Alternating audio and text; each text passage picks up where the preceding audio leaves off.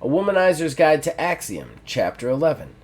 Kufi, with his second, Absiday, watched as the trio of adventurers entered the cave. "They have found the entrance. We should go now," Absiday said impatiently.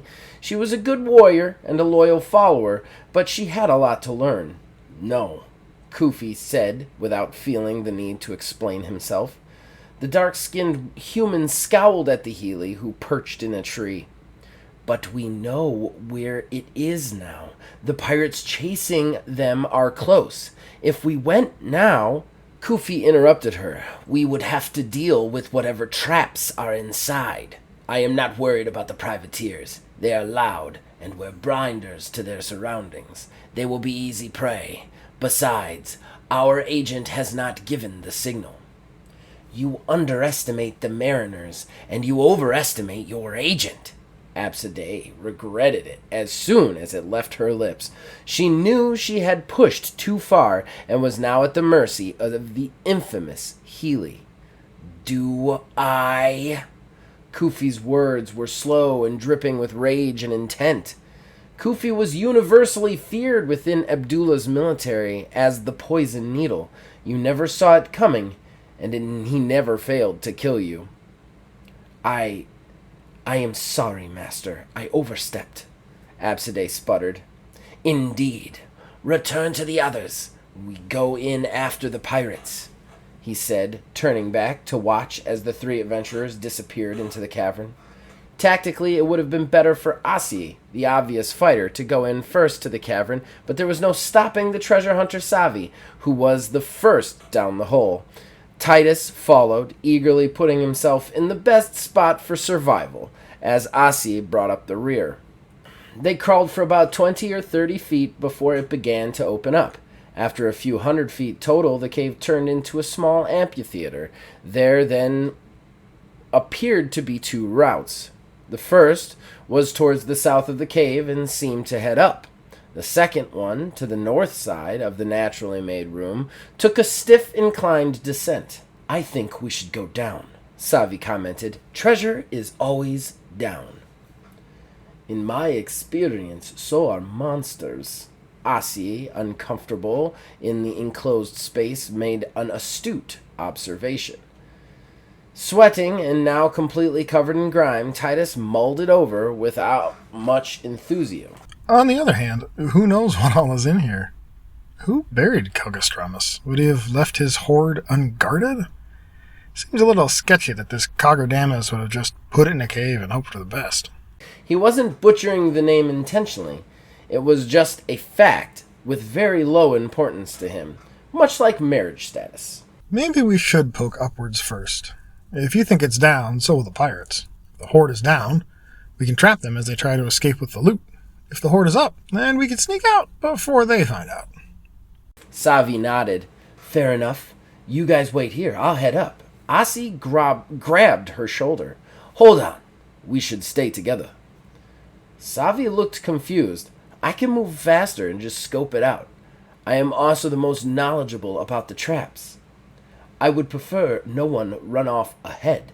Asi was a little more serious now, and Titus watched her face curiously. Savi looked back with a smile. "Since when are you afraid of the dark? I'll be right back." Savi was blinded by the closeness of her life's goal to see it, but Titus, however, was not. Titus might not have been the best fighter, the greatest tracker, or outdoorsman, but he was amazing at reading people. Asi's entire personality shifted for a moment. He stepped to square up with Savi. She was preparing for a fight. In that moment, Titus's trust in the Mbube fell away, and he truly questioned everything. Looking curiously at Asi, Titus agreed. "I don't think we want to get separated here, especially with the pirates on the way." Titus said this as he attempted to ease his pistol free of his belt while stepping away from Asi, trying to angle himself to her blind side. He was not as slick as he had hoped. Asi's eye caught Titus drawing his pistol and sidestepping. A cutting grin appeared on her face. "Curse my luck. I let my personality slip there, didn't I?" Her free hand went to her mace as Savi felt the shift in tension, but didn't understand why. Asi, Titus, what's going on? Asi ignored her. I knew you were danger, pretty boy. That's why I flirted back so hard. I assumed if I blinded you with sex, your powers of deduction will fail you. Savi grimaces. You two had sex? When? It was like 100 degrees out there. It almost worked, but I let my anticipation get the better of me. She continued to ignore Savi, but her grip tightened on her arm. Asi, you are hurting me, a confused Savi whined. Titus was currently 15 feet from her. He grinned. Don't get me wrong, it was very thoroughly distracting. The pistol came up. He looked hard at Asi. I'd regret damaging such a lovely form as yours, especially now that I know what you're capable of. But regret is what happens after, not before. Right now, we can either sort this out, or we'll go on without you. You are not going anywhere without me, Asi countered. I have seen your skills. While you are very good at other things, combat is not one of them. I will get to you long before you put me down with that, she countered. Savi finally caught up. She now understood there was a betrayal in the works. Asi, how could you? I thought we were... Asi's laugh cut her off. Ha ha ha ha! Friends? Sisters even? You were a mission for the god who walks, Abdullah Kawa. Nothing more. Asi is a combat expert. As she speaks, she never takes her eyes off Titus or his pistol. Savi shook her head. We've been partners for over 3 years. I am nothing if not patient, she replied. The gold in this cave will fund our glorious war to retake what is ours from the affiliation and squash the rebellion. To it, you are going to take me. Titus shrugged. I think I heard it did that last night, right? Or could you say we took each other? His grin was a little hard around the edges. Tell you what, love. Why don't we all head upstairs together? We'll see how much gold there is to fund your holy war. There might not be anything. We might have to go down instead. Either way, those pirates are not long behind us, and I'd rather get out of their way. Titus's eyes had locked onto Asi's. You could tell a lot from a person's eyes, especially after you've seen the depths of their passions. Asi's hand was gripping Savi's arm over her concealed dagger perfectly. She seemed to consider the situation. While Titus was unsure she wasn't able to take them both, there would be a fight that might cost her a valuable key in Savi. He could tell it was not a risk she was willing to take. All right, we move on, but we go down directly to the treasure, and I will hold on to your guide here. Titus nodded. Just keep her moving, and maybe at least some of them might make it out alive. Lead on, love. If you know where we're going, that makes one of us. As they walked, a few gears started engaging in Titus's mind. He didn't bother trying to stop again, no point in that, so he let her lead on for a bit. Obviously you've been planning this for a while, Asi, but you had to have a backup plan. No need to get into specifics right now, but deep cover is pricey. So, my question is, what kind of cut does the god who walks thinks is appropriate for Defree and her crew?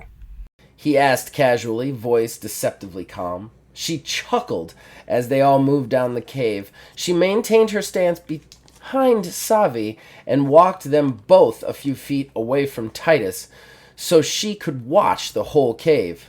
Defree's work with me? You have the privateer all wrong.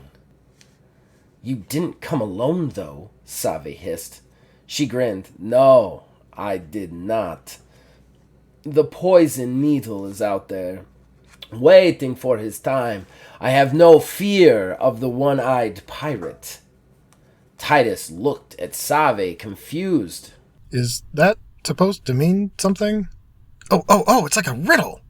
The poison needle is out there. That's like the lead shot is in here. He gestured with his pistol. Or the devil is in her. He grinned at Asi. It was the first time a partner had gone a different way than he. It was the first time it had come to violence, come to think of it. The eagle flies at midnight? The oil is nearly spent? Come on, love, give us a clue. She shook her head, visibly upset with Titus. Of course. Why would I think you would know who he is? After all, if it is not a woman or how to sleep with a woman, it has no place in your simple head. Hold on. Save suddenly stopped. No stalling, Asi said, nudging her forward. I'm not stalling. There's a trap up ahead. You will have to let me go in order to disarm it. Asi did not like that at all. Where? I don't see anything, Asi said, not wanting to get tricked or to give up her only bargaining position. Save pointed a few feet ahead of them. It's there. In the dark, it's a tripwire. There may be more, and I cannot disarm it with you holding my arm. Titus shook his head. The woman had no sense of timing. Savi, now's not the time for games. There will be traps ahead, but there's no need right now. His voice held a note of warning. Hopefully she'd catch his meaning. There were at least 2 groups of unfriendlies who were coming after them now, and they didn't need to jump the gun. Save gave a glare back at Titus that may have killed a lesser man. Really? Ase realized the trap was a lie and pushed her down the tunnel. You should lie less, Save, because when you try to tell me there is a real trap, I might not believe you. And you are the person leading us. Leading us? Is that what this is? Leading? Save fired back as she moved on. The tunnel leveled off and then opened up. Give or take the terrible things that had happened on the trip, it was all somehow worth it for the moment of beauty Titus witnessed in that instant. Of course, it would be short-lived. This has been Chapter 11 of A Womanizer's Guide to Axiom. This is the result of a game that myself and Mr. Mark Bell played over 5 years. As such, all of this is written by myself and Mr. Mark Bell. All voice work by Titus Petronius III is done by Mr. Mark Bell. We would like special thanks and consideration to Wizard's Respite for hosting the written version of this story on his site weekly. With that said, you can check out all the previous episodes in its written version here on wizardsrespite.com, and if you would like to listen to all the previous narrations, there is a playlist on Old Man Gaming on YouTube. Hopefully we will be back for another episode, and thank you for listening.